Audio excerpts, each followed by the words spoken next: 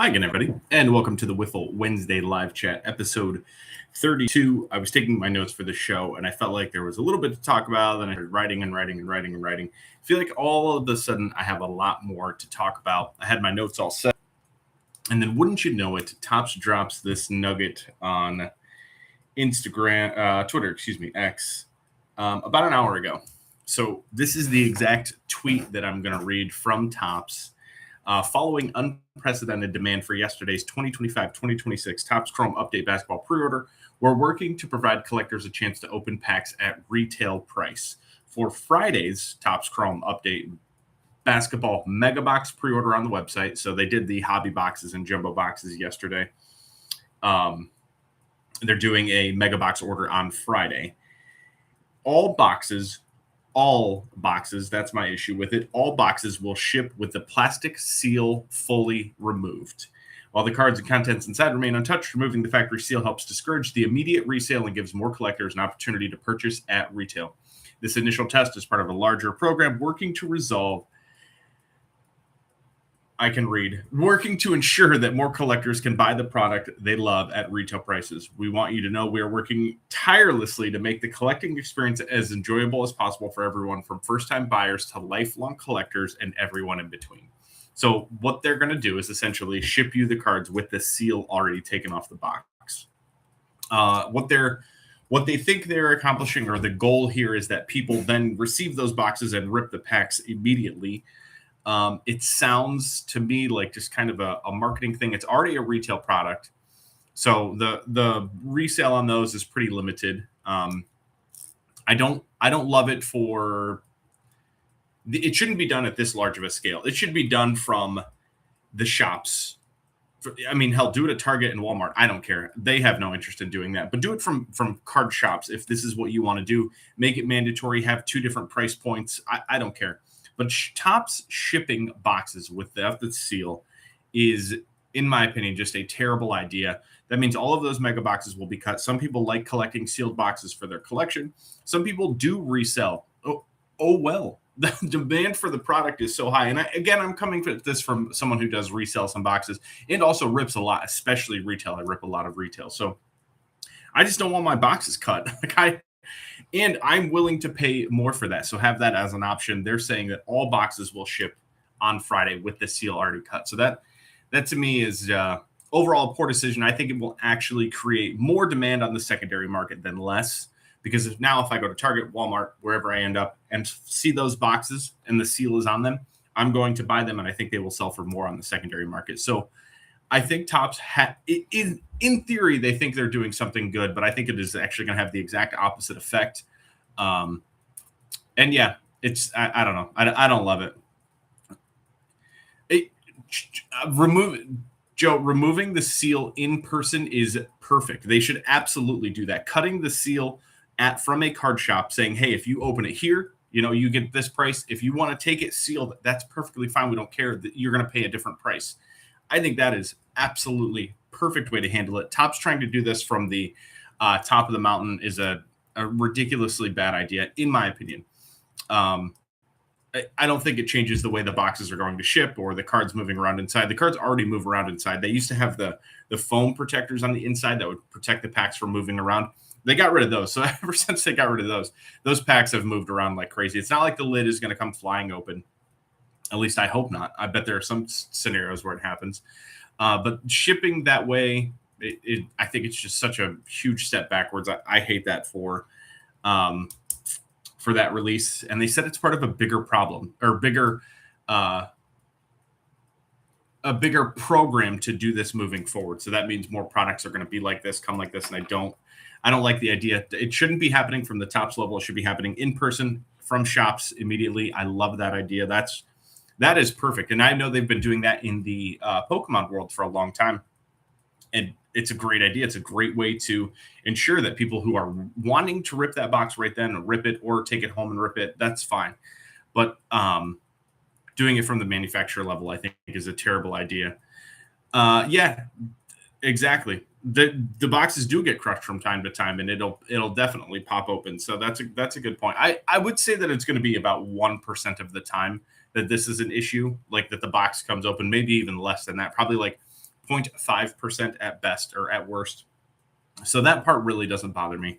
But the idea that they think this will solve any type of secondary resale pricing, I think it actually has the exact opposite effect. I think the secondary prices will go up now. And if you are not able to be online for this exactly at 12 o'clock on Friday or whenever this one drops, you're going to miss out. Speaking of, Topps Finest just dropped, and I'm curious if we have an instant sellout on that. Topps Finest came out today, Topps Finest Baseball. They added, so hobby boxes look to be available. Cases are gone. They have mega boxes this year for the first time and hobby boxes available. Mega boxes have a huge print run, and the overall print run, according to my guy Slab Scotch, is up over 300% on the entire print run of the product. I figured that would happen, but with that much available for retail, it made me less inclined to buy the mega boxes. I had 2 cases in my cart. I thought it would be a good product with the rookie class for Whatnot to do live, like literally tonight. However, I kind of backed off and thought, if I, instead of doing 2 cases at whatever it was, I think it was $74 a box, if I went and spent $3,000 this weekend on singles versus buying those boxes, I bet it'd be a lot more fun. Hopefully I can find some finest this weekend. I will be hitting up 2 bigger shows with value boxes, and J-Back with my goal of having a GoPro on. Game day, what's going on? So Friday I'll be in Pittsburgh.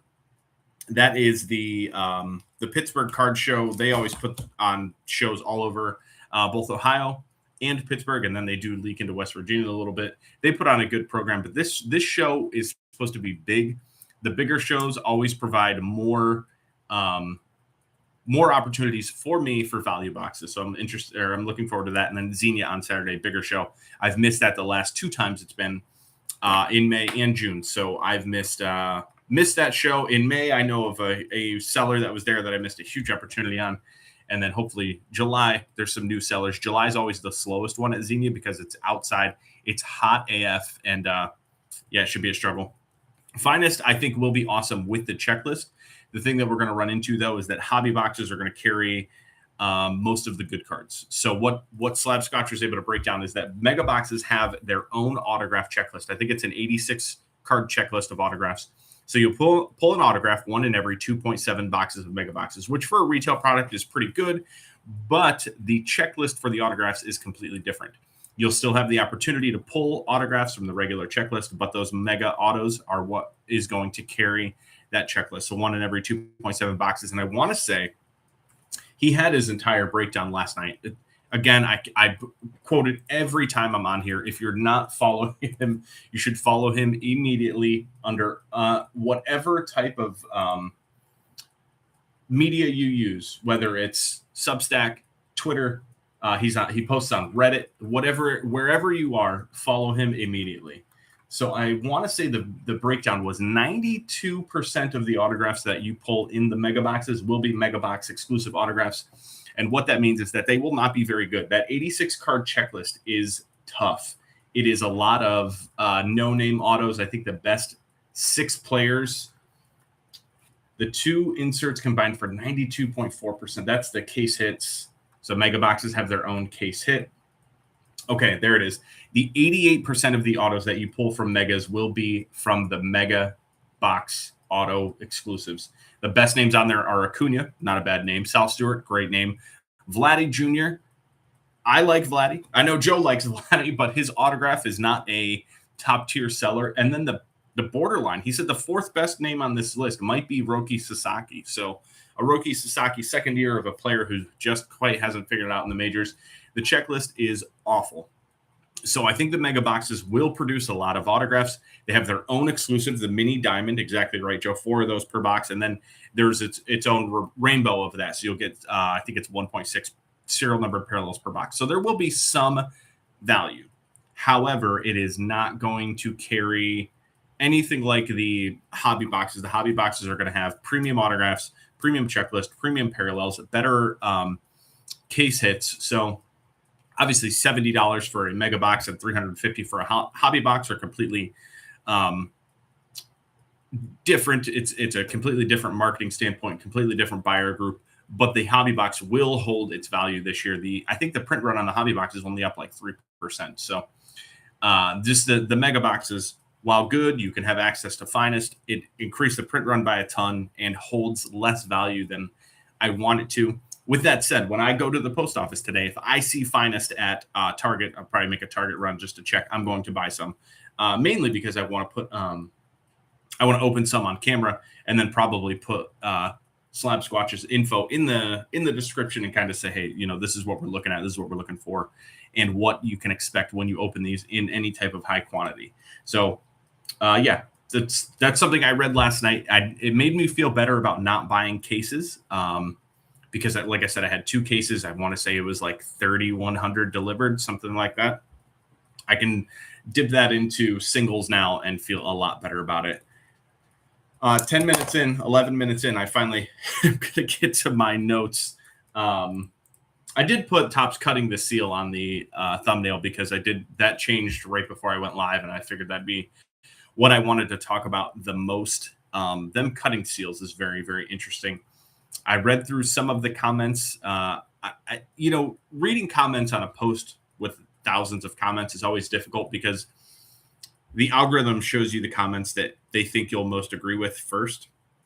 So it was a lot of negativity at the first read through, and I never want to break the seal. The first few comments I saw were all negative. So I do want to read through that a little deeper and hopefully see some other opinions. I don't want to just agree with every opinion. I want people to have another opinion, maybe why they think this is good. Maybe they're super excited to be able to open a mega box and chase the Cooper Flag debut.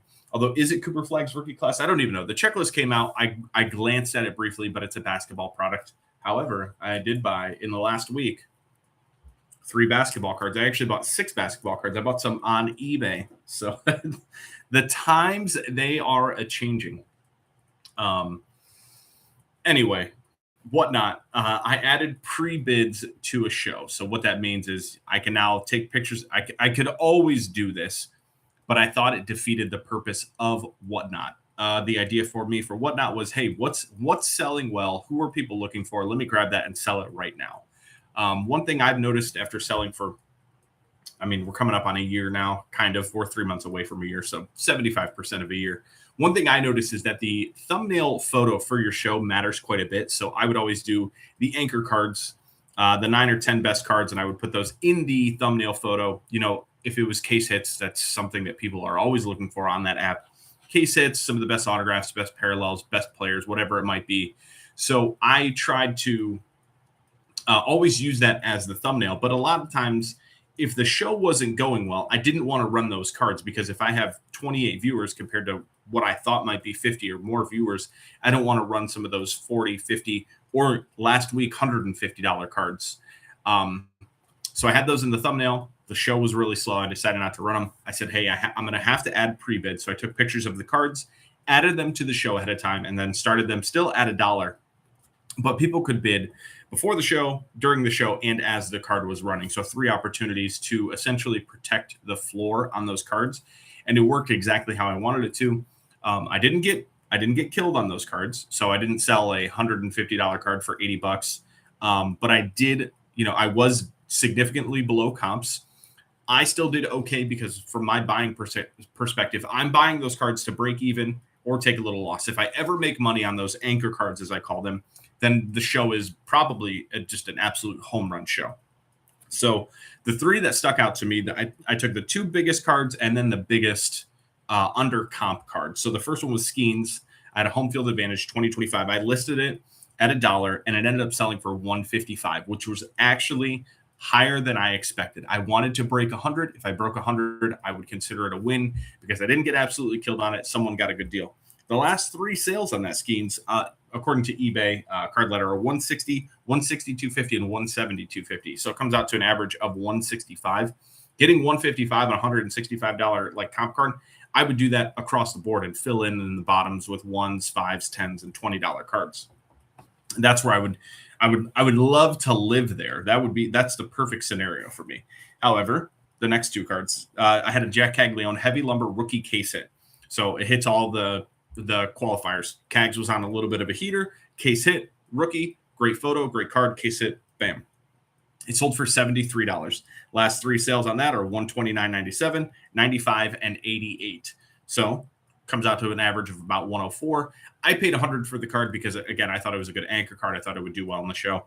Coming out at $73, I don't love it, but it is the whole idea of exactly what I'm trying to do. Someone still gets a deal. Anchor card sells well enough, and I do okay. This one hurt a little bit. Junior Caminero PSA 10 rookie is the 1989 Chrome insert from 2024. Topps Chrome. I bought it for $50. I knew at the time that was a good deal. I was very happy with it. A lot of times slabs are better on eBay for me specifically because of how I do it. So I thought maybe having that available for pre-bid and pre-listing that would give me the opportunity for that card to reach closer.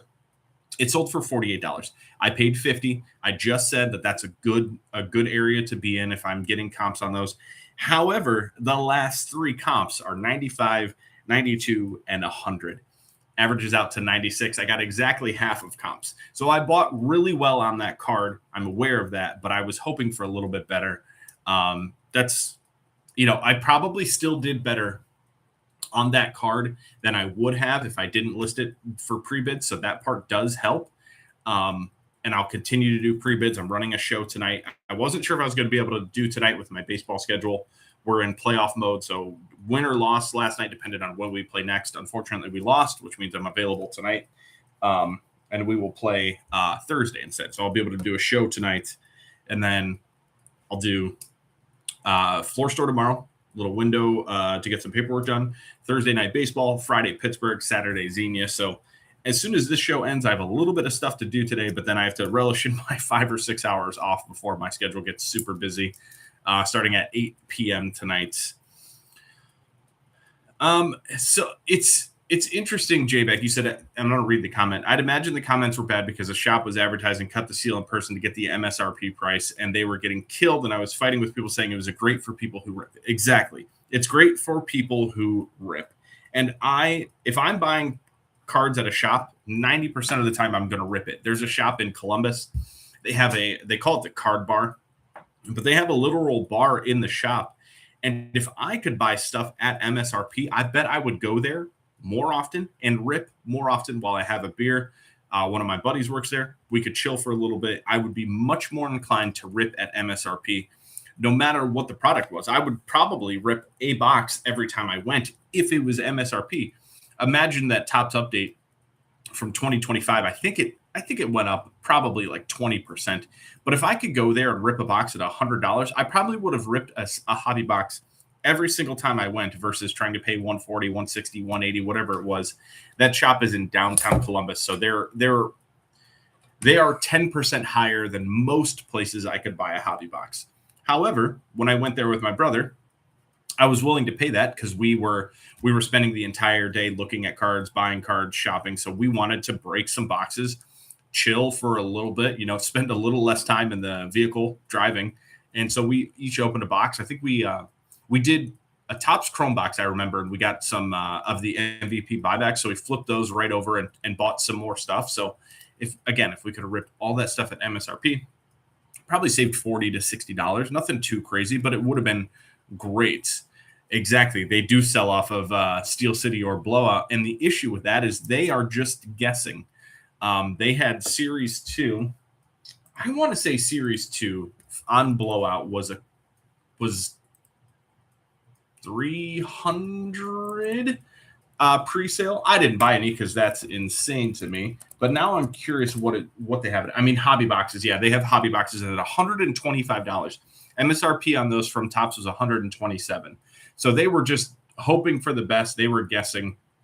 They were way off. They now have Series 2 jumbos at $243 instead of $300. So if all the shops are pricing off of a guess by the secondary markets, it's not any fun.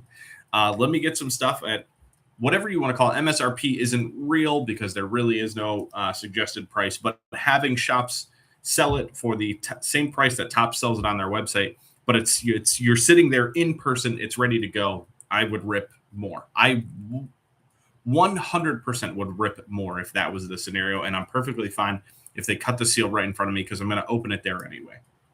I don't love it coming from Topps. And again, I'm glad that there was pushback from it. I do want to hear the other side of it for people that are excited about that, or they have the opportunity to buy a mega box and potentially pull a what's it called, a debut patch. They now have the debut patch autos in the Topps Chrome Update Basketball, which I don't know for sure. Skeens went for 1.1 million. But I'm guessing that the basketball stars, the top 3 names, if there was ever a Wemby of this, it'd probably be like a $4 million card. But I'm guessing the basketball cards will sell for more than the baseball cards as a whole. There's less basketball, but the top tier basketball players will probably command something outrageous. I'll guess that if there's a Cooper Flag, which again I assume there is, I would guess it'll go for $5 million. I think it'll 5x the Paul Skeens. Just my opinion. 2022 Topps Chrome Sonic. I would have loved to have been in that live. 2022 Topps Chrome Sonic it's up there with the worst releases ever. 2022 Topps Chrome Update, 2022 Topps Chrome, and 2022 Topps Chrome Sonic. Collectively, those 3, one of the absolute worst products that Topps has ever made. Both from a quality, what's inside the product, a quality control product, how the product actually presents, and the pack out. The cards were, there were different size packs. They were loose. They were off cut. They slid around in the boxes. Everything about that product sucked. The checklist sucked. The inclusion of cards that were supposed to be in that product sucked. They didn't exist. That was one of the worst products that ever existed. On Topps Chrome Sonic, that was supposed to be a release that coincided with Topps Chrome. It came out 4 or 5 months later. The rookie logos for the base cards were in different positions, so you could tell if those came out of the Topps Chrome Sonic boxes. The hits were 1 in every 1,000 boxes, it felt like. And the only autographs you could pull from those were the dual autos, and they were literally 1 in 200 some cases. That was an absolutely dog crap product.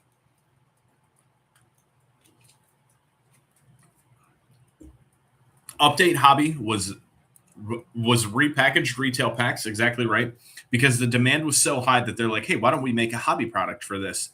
And they just put mega boxes, or it was mega boxes. They just put mega packs in the regular boxes, and then added an autograph. And again, that autograph checklist. Oh man, it was brutal. I did open some 2022 Topps Chrome Update with my brother Josh, and we also did it as a break for someone. And those hobby cases were pre-selling. I can't remember the exact numbers, but this is something similar. They were pre-selling for $2,000-ish. We had a private buyer who wanted cases of that stuff, so we bought 2 cases. By the time that stuff actually hit the market and people had seen what was coming out, the pre-sale price was almost cut in half. I want to say it was around $1,200. So in order to make up for it, our hobby shop gave us some free boxes. We gave them to the private buyer. We told them exactly what happened. Pre-sale prices are down. They gave us 3 extra boxes. Let's open these for you as well, so you'll get some extra hits. It was 1 numbered card per box at the absolute best, 1 auto or 1 serial numbered. I want to say it was we did pull an auto per box, and then maybe 15 serial numbered cards across the entire case. An entire case? Oh, man, 2022 Topps Chrome Update was incredibly bad. It was a good checklist for the rookies at the time. Hunter Green, Jeremy Pena, those are 2 guys that were at the top that have fallen off. Eliud Ramos, Stephen Kwan, obviously Bobby Witt and Julio, Spencer Torkelson, CJ Abrams, Mackenzie Gore. That checklist, again, in 2022 was incredible.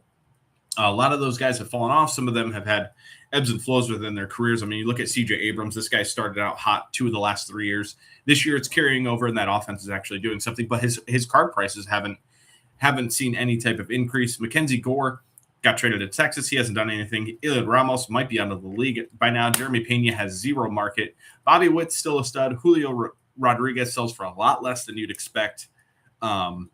I mean, he's the same way as CJ Abrams. We kind of have these high expectations for him, and his numbers at the end of the year don't look bad, but his process of getting there does not look like a superstar. So I love Julio. I love watching him play, but man, I wish I wish he was I wish he was good every day instead of just good for 3 months out of the season. It is about that time though. He should start heating up. The Mariners should start going on a little bit of a winning streak. They have Kyle Raleigh back. It's time to go. Yeah, I mean that Luis Garcia Jr. He's on a heater. His stuff again doesn't sell. James Wood, his stuff has seen a little bit of a bump, but not what you'd expect. We saw the same thing with Junior Caminero, though. His 2024 stuff in 2025, while Junior Caminero was having a 45 home run season, didn't really move much. Then he had 11 home runs in 11 games, and we're finally starting to see Caminero stuff on an upward trend. I'm guessing we'll probably need a second good year out of James Wood for him to explode like that, which is weird because he had the hype. In 2025 Series 1, going into it, James Wood was the guy. I wonder if there was just so little else in 2025 until Nick Kurtz came into products. There really wasn't much leading that 2025 class. James Wood was at the top. Dylan Cruz, who just kind of fell off a cliff. Value-wise, obviously he got sent to the minors. He's back up and still isn't like really lighting it up. So I understand why people were down on Dylan Cruz. But James Wood stuff, yeah, I'm very, very surprised by that. CJ Abrams, I thought they would trade him this year, but I don't think there's any way they can trade him right now. Yeah, James Wood strikes out a ton. So does Nick Kurtz. He still gets it done. Curtis Mead, I've been buying Curtis Mead stuff. Whatever they're doing in Washington right now for hitter development is working. It's also working through their minors. They have a few guys who have taken big leaps this year. Although someone brought up, I want to say it was Big Bob again at Prospect Analytics, that the home run rate in the minor leagues right now is like literally twice as much as last year. That's probably an exaggeration, but one of the things he noted was players under 20 years old that are projected to hit 20 home runs. It's like 10 times as many players this year as last year. I think only 2 players did it last year. And then there's like literally 10 to 12 players projected to do it this year. So something's happening with the minor league baseball. I think it's happening in the majors too. And I'm curious if the baseball, like the change in the baseball or different baseballs, is going on a certain series. Because one thing I've noticed in our home run group chat is that these players are going on these home run hitting barrages, and then they'll fall off for a week or two.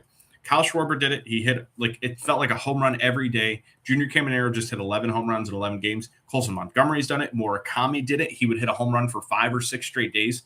These home run streaks are at an all-time high, 5 or 6 home run streaks. And that's something I want to look at. I don't even know if I could look at that. The home run streaks this year versus last year versus going back to 2019.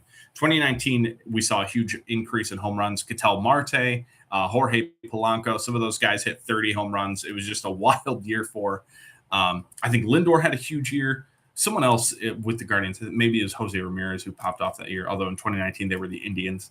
But yeah, there was just a huge amount of middle infielders hitting 30 bombs in 2019. So I would love to look at home run streaks from this year, going back every year to 2019. I didn't even realize it was only 10 players hitting over 300. That is not fun. that is difficult to watch. I listened to the game last night, and man, it is frustrating to have players on base over and over and over again and no one to bring them in. You don't have anyone that you can count on.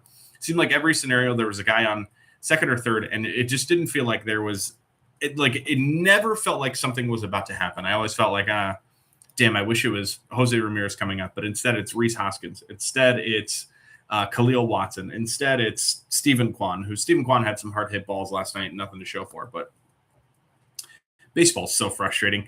It's the ebbs and flows of a season. We're right in the middle of it right now. And it's great, but it also is annoying sometimes. The Twins they're only 2 games behind the Guardians now, and they have a losing record. So I don't love that. The Guardians are only 2 games above 500. I'm not surprised, but one thing I was looking at is their minor league pitching depth. The Guardians have 0 depth. They have had all 5 starters start every game this year. That's another thing I want to look up. When was the last time a team not only had it to July 8th, where they've only used 5 starters, but throughout the entire season where they've only used 5 starters?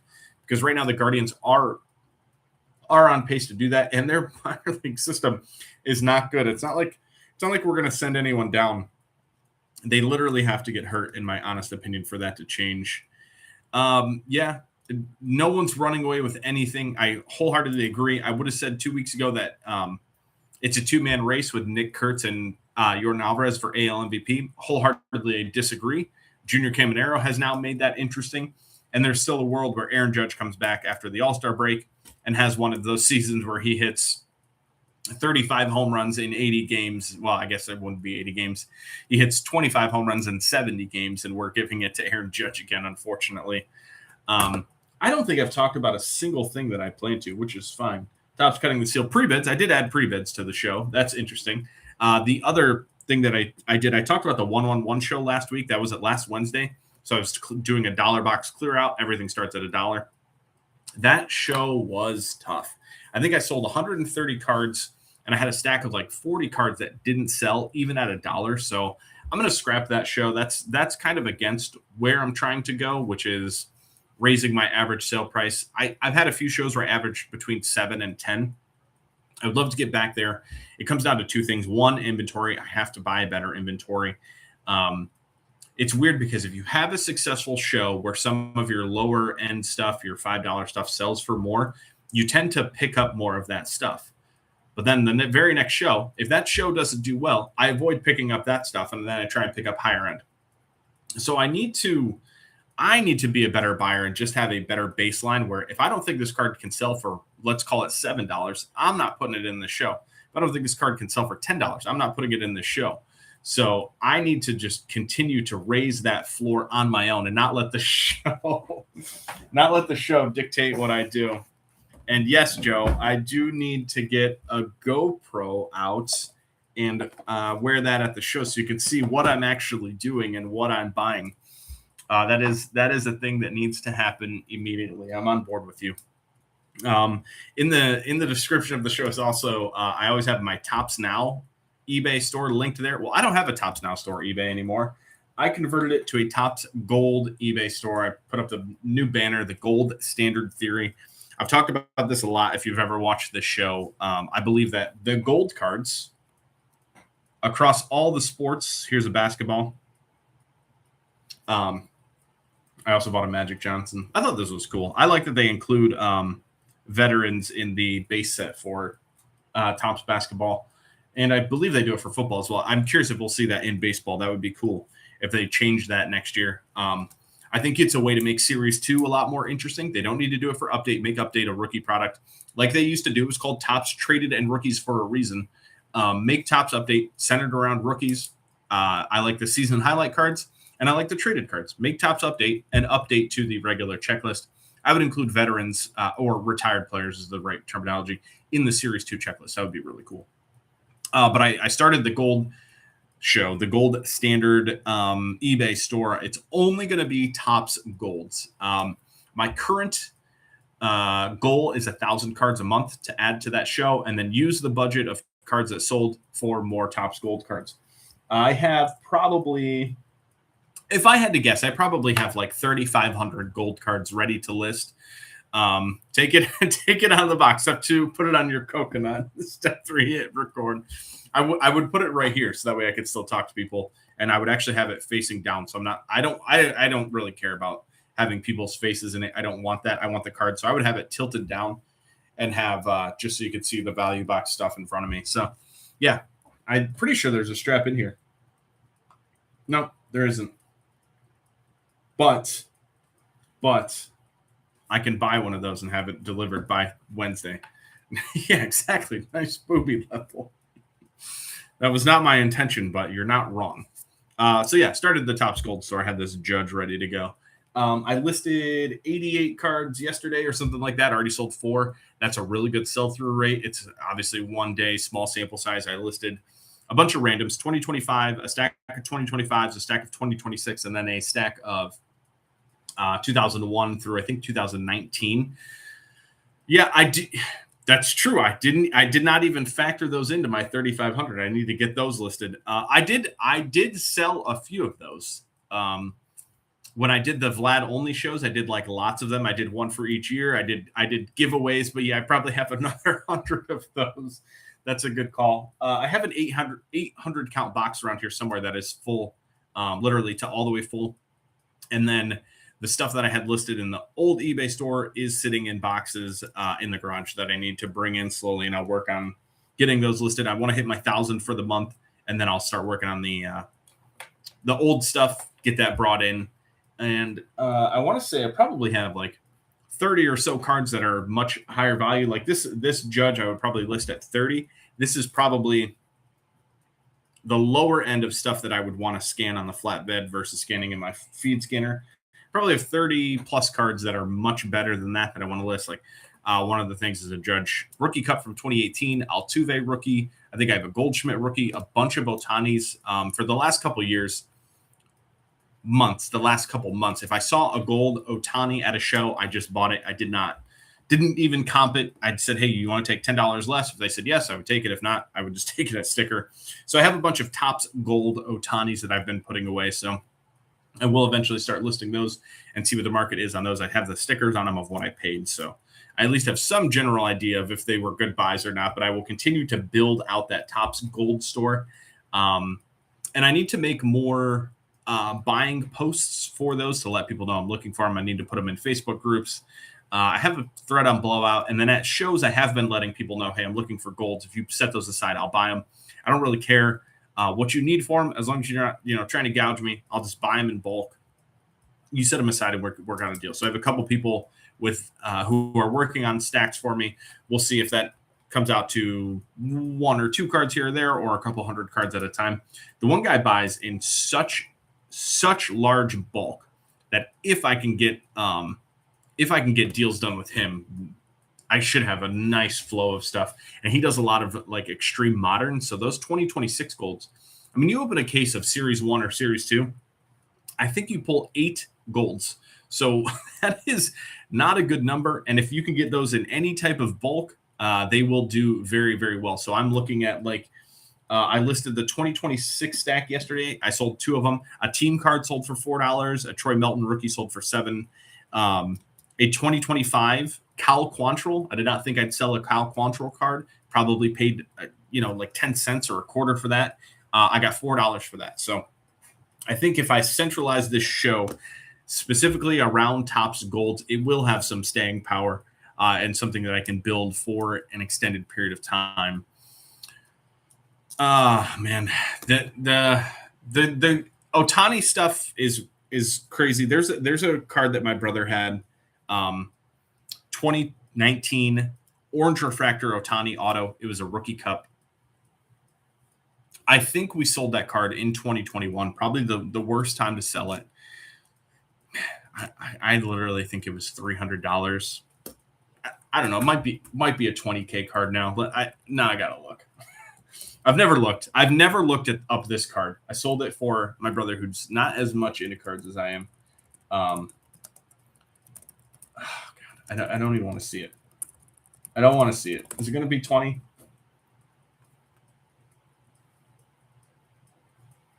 Okay. In 2025, it sold for $5K. I feel better. However, his insert autos from that most recently sold for $11,500. So I would guess it would sell for more than that $11,500. That 2025 sale of $5,000 is a BGS grade. 4,800 in July. So yeah, it's probably not good. And yeah, I do believe the set builders will come for sure. I just have to build up the years. Like I said, 88 cards. That's nothing. I listed more today, so it is over 100 now. I can actually look exactly. Once I start building this up to, 100 cards from each year, I think team collectors will come through and set builders will come through. So I'm up to 117 cards in that store, and another sold since I went live. Good to know. 2020 Lorenzo Cain. The thing that I'm doing also that I think is really, really important, I don't think this will show up on camera, but I'm going to include every digit of the serial number because I know that someone out there might want this specifically because it's December 23rd of 2021. I see a lot of posts about people looking specifically for serial numbered versions of this because of a date their daughter was born. It's their wedding anniversary. It's something some other meaningful date in their life. So I think having all 8 parts of the serial number will be important, and that'll be something that I work on for this set. I will always have every single serial or all of the serial numbers for the card. I think it's more important than team city, team name, having the word parallel, because like my structure is 2022 Topps Lorenzo Cain, number 471 gold parallel, numbered 1989 of 2020 Milwaukee Brewers. So I'm trying to use every single thing. But I would put rookie card if it was a rookie. I would get rid of Milwaukee if I needed to. I'd get rid of the word parallel if I needed to include more things. Tony, what's going on? But having the entire serial number will be important. So gold parallels, that gold standard theory show or eBay store is something I'm hoping to build. I would love to have 10,000 listings. I think that'd be really cool. If only Topps gold parallels. I am going to try and get to other sports. I've picked up a little bit of football, a little bit of basketball, and it's something that I'm just going to try and keep building. Someone had a 2021 Topps gold complete set. The number on it was good, and I want to say it was 3,000. But with Ohtani, Scooble rookies, Judge, there's some room to just like immediately get a piece of that back. But then if I'm listing, $4 is going to be my floor price, $3.99, because I'm trying to get multi-quantity orders with big discounts. I still don't have enough cards for those discounts to kick in. But if that's a 990 card set and I'm listing for $4 each, I'm listing for $3,900. That would be the floor price. But again, Judge, Ohtani, Scooble, the stars, the other rookies from 2021, although limited, they would be listed for a lot more. But I think that's something that if I had an entire set from 2021, that would create a lot of other set builders, team buyers, and the sales would come from that. So we'll see how that goes. I'm excited to continue to list cards in it. I've been buying for this for probably close to a year now. I have a lot of stuff from the early 2000s. I would love to work on the 2001 set. That's kind of my goal that I haven't really like quantified yet, is building my own sets in the background. Like I would love to build the 2001 set. That Griffey card I think is probably $100 card now. That's the most expensive one from it. The more difficult or the most difficult thing for that will just be finding a lot of these cards, because we're talking 25 years of Topps golds now. And I mean, the ones that I do find them on occasion. They're usually beat to heck. The corners are messed up. The edges are messed up. The gold chips along the side. There's also brick from 2021 or from 2001.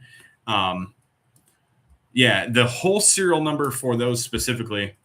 Tony, I don't have a Patreon. You can hit up my PayPal, wifflebreakers@gmail. Appreciate you. I'll buy some golds with it, some Topps golds this weekend. Wifflebreakers@gmail. But yeah, I think.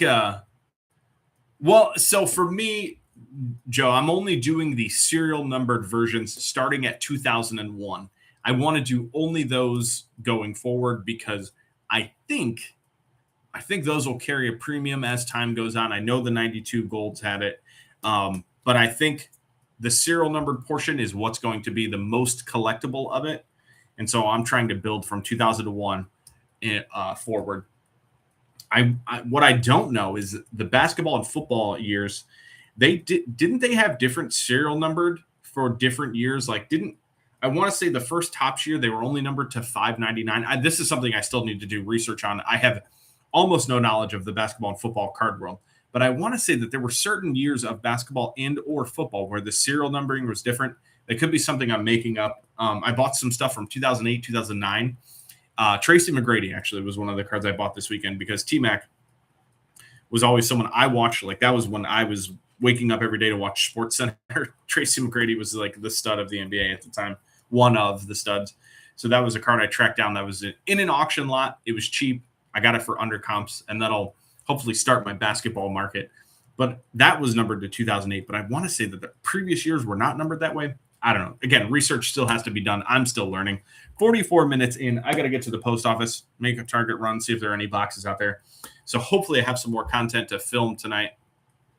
Yeah, oh, geez, me too. The only issue is the bricking. Like I opened a 2001 Bowman draft set because it had Ichiro rookie, Chase Utley, and there was a third name that was notable. It may have just been those two. 2008 moments and milestones, 2007 moments and milestones. I would rip those till the cows come home. I still need to organize my Tommy. I'm pretty sure I have over 80% of a base set. And then I would love to do a black and blue set, number to 25, number to 10, and then the red 1 of 1. I have a handful of those. I don't know how many, but I would love to pick off a few of those. I wonder what the cheapest one is. I would have to actually get people to list this stuff properly.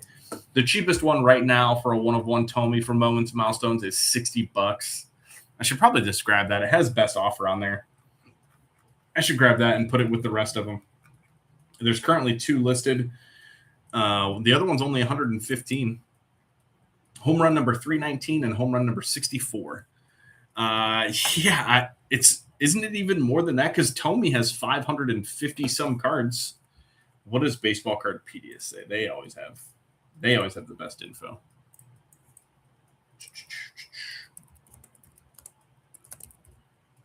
I forgot that I put my what's this called laptop on a stand.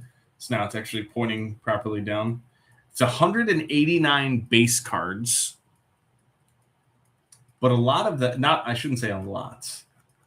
144 of that is actual things, and then the last 44 cards are the rookies from the checklist. So it's 144 cards. Tommy, I think, is one of the biggest. A-Rod has 518 home runs. Frank Thomas has 513. I mean, CC Sabathia, that one was a 19-win season that he has. Placido Polanco, 200 cards. Dice K, 200 cards. Where's Jim Tomey? Jim Tomey, I thought was 5-something. Trevor Hoffman is 524. Tomey is 507. So you might actually be right. It might be 8 or 9K. That makes a lot more sense. Including all variations, the complete number of unique base cards is 12,569. So yeah, that would be pretty ridiculous. I'm down to at least work on the Tomey set a little bit more. 18 pack box, 2 autographs, and each 6-card pack contains a serial numbered parallel, so a black or better. And the description of this, unfortunately, at the bottom says, "Thankfully, this is the second and final year for this product." Nah, bring it back. It's time to do. They should do something like that every 10 years. Commemorate all the people that retired. Give me Kershaw's 3,000 strikeouts. Give me Justin Verlander's 250 career wins. I would love to see that again. Let's see, 47 minutes. I think this might be the longest one. I'm going to go make a run to the post office and Target. Hopefully I have some cool stuff to rip when I get back. Joe, thank you. Tony, thank you. I see you guys in the chat. Game day, always appreciative. I'll be back next Wednesday. Yeah, Bartolo Colon's 1,000th hot dog. I'm in. I would 100% do that. Or if they just did a Bartolo Colon career home runs and it's 1 and they did all the parallels, that card would crush. It would absolutely crush. Tony, I love it. I love it. Bring back moments and milestones. Every 10 years. That should be, I mean, that's a pretty cool idea. I'll pitch it to Topps. I got a guy at Topps. I don't have a guy at Topps. Guys, thank you so much. I'll see you next week, same time, 12 o'clock on Wednesday. Thank you.